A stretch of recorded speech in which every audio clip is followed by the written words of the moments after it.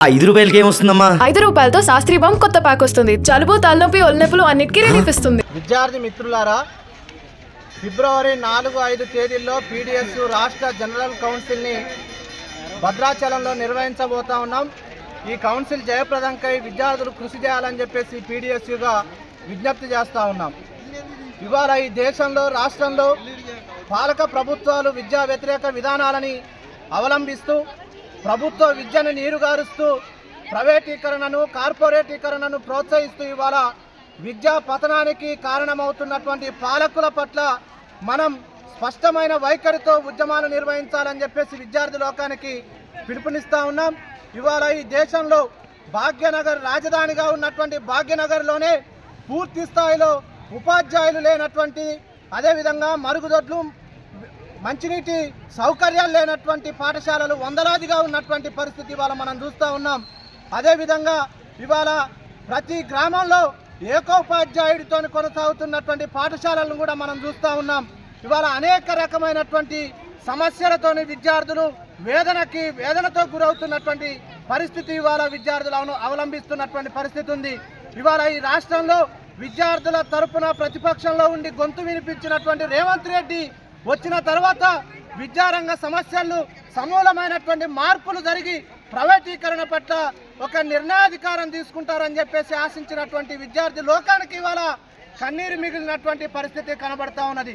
ఇవాళ గురుకులాలు మొత్తం కూడా సమస్యలతో సతమతమవుతున్నటువంటి సందర్భాలను కూడా మనం చూస్తూ ఉన్నాం. అందుకోసమే ఇవాళ పీడిఎస్యు ఈ 50 ఏళ్ల కాలంలో అనేక పోరాటాలు నిర్వహించింది.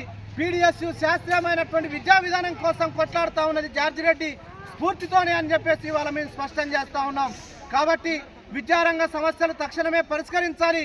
రేవంత్ రెడ్డి ప్రతిపక్షంలో ఉండి ఏ విధంగా మాట్లాడారో ఇవాళ అధికారంలో ఉండి కూడా మనం సమస్యలు పరిష్కరించకపోవడం అనేది శోచనీయంగా మేము భావిస్తూ ఉన్నాం. తక్షణమే స్కాలర్షిప్ల విడుదల కోసం రేవంత్ రెడ్డి కృషి చేయాలి. సమస్యల పరిష్కారం కోసం రేవంత్ రెడ్డి కృషి చేయాలని చెప్పేసి మేము తెలియజేస్తా ఉన్నాం. తెలంగాణ రాష్ట్రంలో విద్యారంగ సమస్యల పరిష్కారం కోసం అవిశ్రాంత పోరాటం చేస్తూ జార్జి రెడ్డి, జాంపాల చంద్రశేఖర్ ప్రసాద్, శ్రీపాద శ్రీహరి, కోలాశంకర్ లాంటి ప్రగతిశీల విద్యార్థి రత్నాల అమరవీరుల స్ఫూర్తితో ప్రగతిశీల ప్రజాస్వామ్య విద్యార్థుల ఐక్యత పీడిఎస్యు రాష్ట్ర జనరల్ కౌన్సిల్ సమావేశాలను భద్రాచలం పట్టణంలో 4-5 తేదీలలో నిర్వహించడం జరుగుతూ ఉంది. ఈ జనరల్ కౌన్సిల్ జయప్రదం చేయాలని చెప్పేసి పిలుపునివ్వడం జరుగుతూ ఉంది.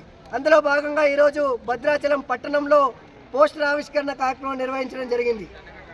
తెలంగాణ రాష్ట్రంలో విద్యారంగ సమస్యల పరిష్కారం కోసం గతంలో ప్రతిపక్షంలో ఉన్నటువంటి రేవంత్ రెడ్డి గారు విద్యారంగ సమస్యల పరిష్కారం కోసం కృషి చేస్తారని చెప్పేసి ఉపన్యాసాలు ఇవ్వడం జరిగింది. ఈరోజు ఉపన్యాసాలు కేవలం ప్రకటనలకు మాత్రమే పరిమితం అవుతూ ఉన్నాయి, కానీ ఈ ఆచరణకు యోగ్యంగా లేనటువంటి దుస్థితి చూస్తూ ఉన్నాం.